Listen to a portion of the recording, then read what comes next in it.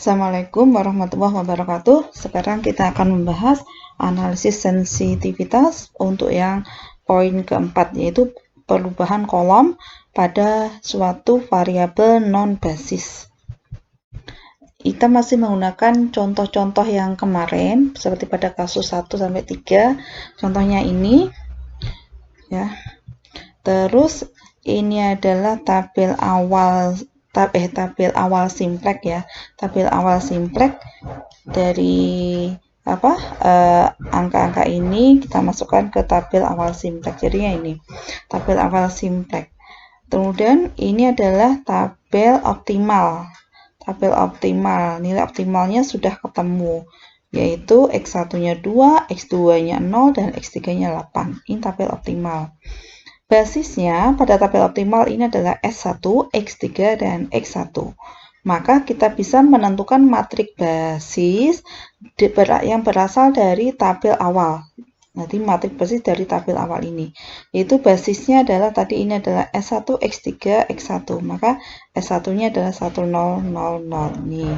Lalu X3-nya adalah ini 1, 3/2 setengah. Ini 1, 3/2 setengah. Lalu basis yang ketiga adalah X1. Maka isinya adalah ini 8, 4, 2. Ini dah. Ini matriks basisnya. Lalu kita cari inverse-nya. Inverse dari matriks basis menggunakan inverse seperti biasa, yaitu 1 per determinan kali dengan adjoint. Atau kita bisa menggunakan juga basisnya nanti di awal tuh kan, kalau di awal tabel awal adalah S1, S2, S3 kan, maka basis inverse ya, inverse dari matriks basis adalah di tabel optimal, yaitu koefisien dari S1, S2, dan S3, yaitu ini 1, 0, 0, 2, 2, min setengah, sama min 8, min 4, 3/2. Kalian bisa cek apakah benar basisnya adalah ini dengan menggunakan rumus seperti determinan dari adjoint ya, gitu.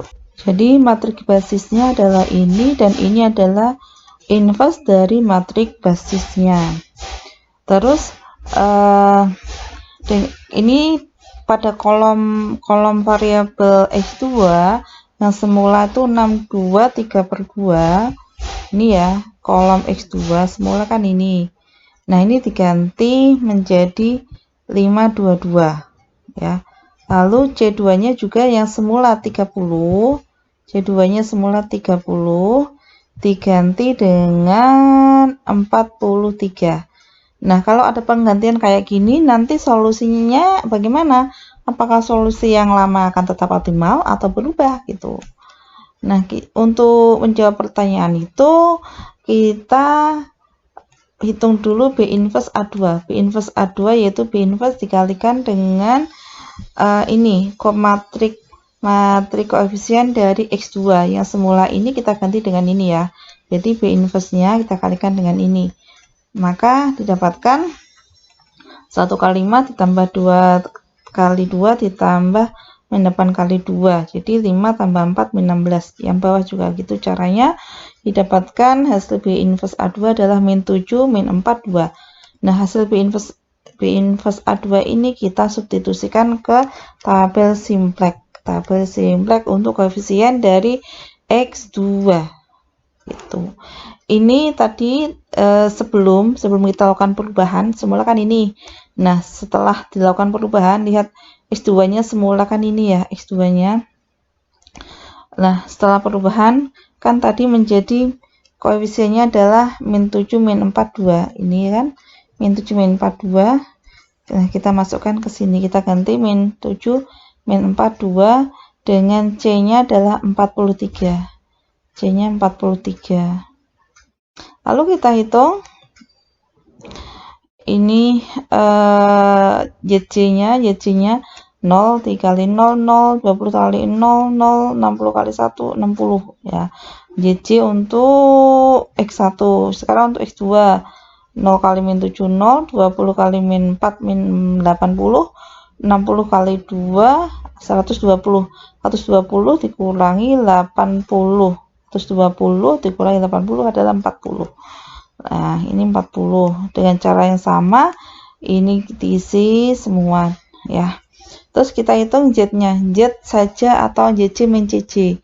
Z saja itu rumusnya adalah JC min CC. Jadi 60 kurangi 60, 0, 40 kurangi 43, min 3, 20 kurangi 20, 0, dan seterusnya. Nah, di bagian Z ini, di baris Z, masih ada yang negatif. Berarti tabel ini belum optimal.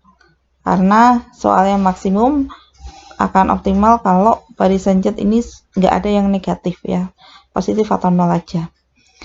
Karena ini belum optimal, maka kita lakukan iterasi yang berikutnya. Dengan memilih kolom pivot dulu. Kolom pivot karena ini satu-satunya negatif, maka ini adalah kolom pivot.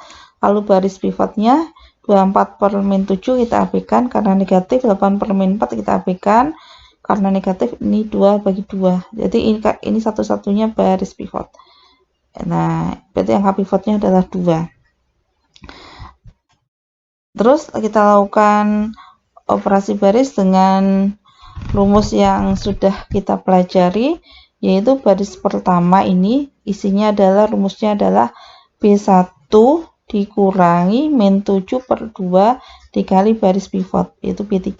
Jadi B1 plus 7 per 2 kali B3. Baris kedua adalah B2 yang lama ini dikurangi min 4 per 2 menjadi plus ya, plus 2 kali baris pivot B3. Lalu ini rumusnya adalah baris pivot dibagi angka pivot bagi 2. Dan baris keempat adalah B4 dikurangi min 3 dibagi 2 menjadi plus 3 per 2 kali baris pivot. Baris pivotnya adalah B3. Didapatkanlah angka-angka ini. Nah, kalian bisa cek angka-angkanya barang kali ada yang keliru atau bagaimana. Nah, sekarang lihat di barisan Z ini sudah nggak ada yang negatif. Artinya tabel sudah optimal. Dengan kesimpulan, X1-nya adalah 0, X2-nya ini adalah 1, dan X3-nya adalah 12. Dan Z-nya adalah 283 gitu. Nah, kita cek hasilnya kita dengan menggunakan software. Ini adalah sintaknya. Tadi C2-nya 343, lalu koefisien dari X2 pada fungsi kendala adalah 522. Di run ketemunya ini, objective value-nya Z-nya 283, X1-nya 0, X2 1, dan X3 12. Sama dengan yang ini tadi. Berarti kerjaan kita sudah benar. Begitu.